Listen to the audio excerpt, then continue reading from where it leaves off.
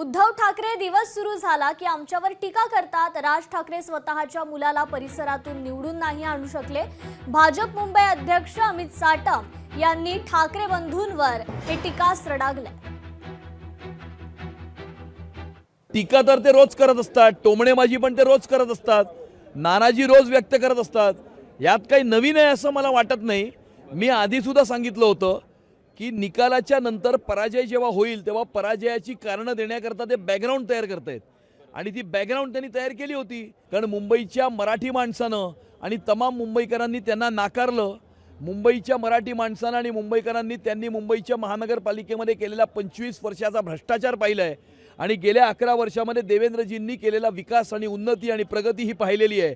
त्यामुळे मला असं वाटतं की नैराश्याच्या भावनेतून ते अशा प्रकारचे विचार प्रकट करत असतील।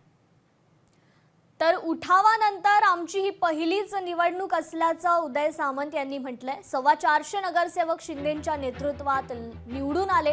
एकनाथ शिंदे यांचं नेतृत्व महाराष्ट्राने मान्य केलंय। मंत्री उदय सामंत यांनी हे वक्तव्य केलंय।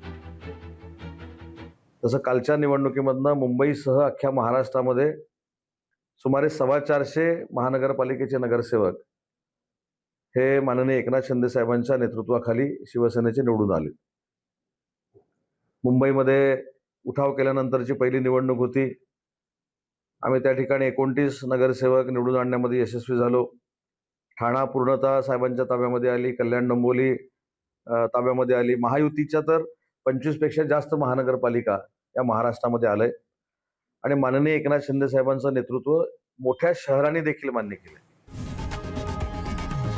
लोकशाही मराठी ऐका, पहा, जागरूक रहा।